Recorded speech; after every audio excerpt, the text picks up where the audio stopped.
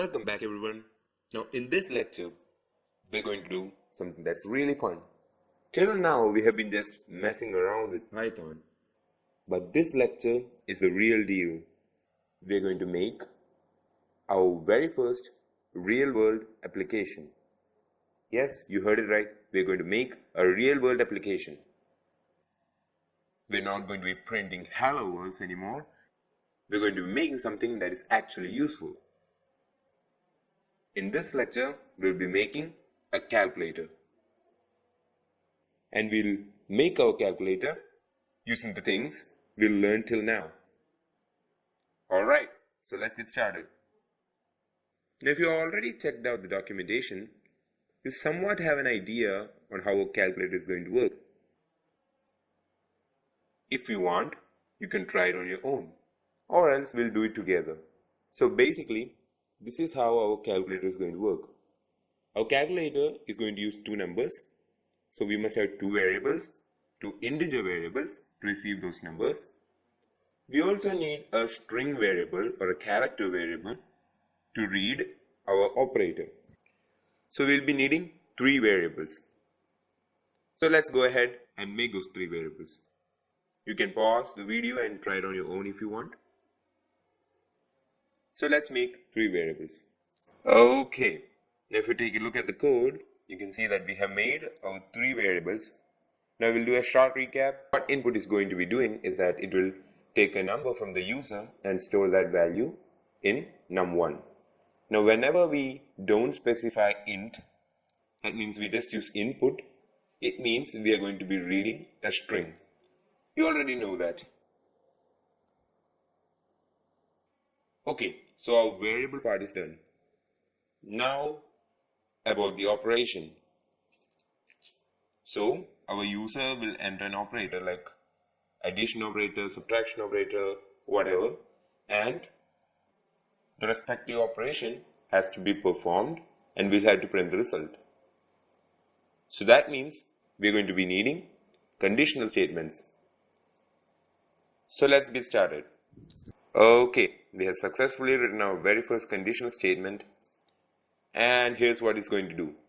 It will check if our entered operator is an additional operator. That means it will check for the plus sign, and if it is the plus sign, it will add those two numbers and it will print the value. So if the user enters a plus operator, then it will print the sum of those two numbers.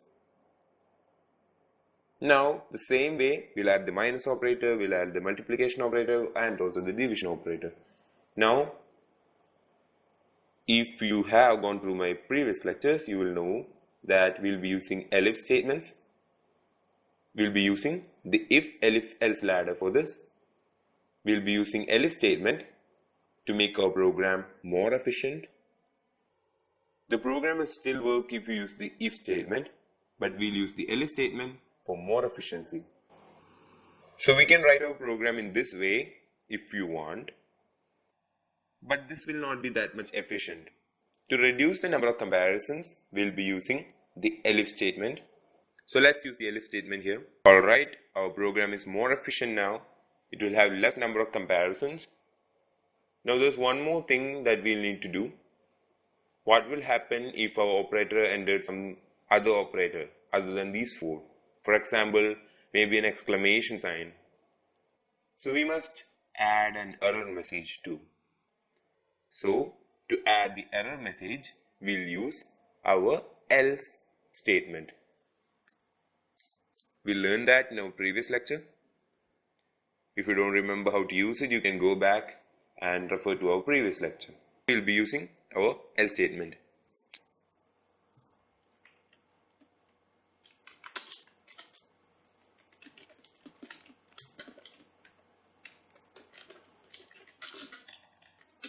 Alright, our program is complete. We'll read two numbers, we'll read an operator, and according to the operator, we'll perform the operation. And if the operator is not among these four, it will print invalid operator. So program is complete. Now let's try running this.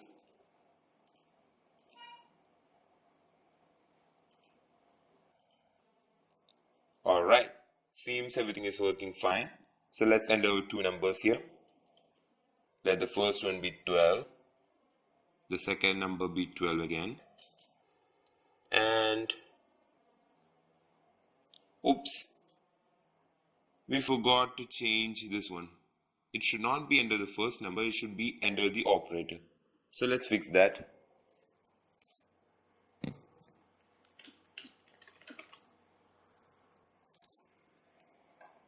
Alright, so that is fixed. Let's try running this again. First number 12, second number maybe 15 this time. Operator, let it be the addition operator, that is plus, and we get the output 27. So we just added our two numbers and we got the output 27. So program is working perfectly. Congratulations, you have made your very first application in Python. Now this is just the beginning. This is a very basic calculator. You can add more functionalities to this as we learn more features about Python. So for now, this is all you need to know.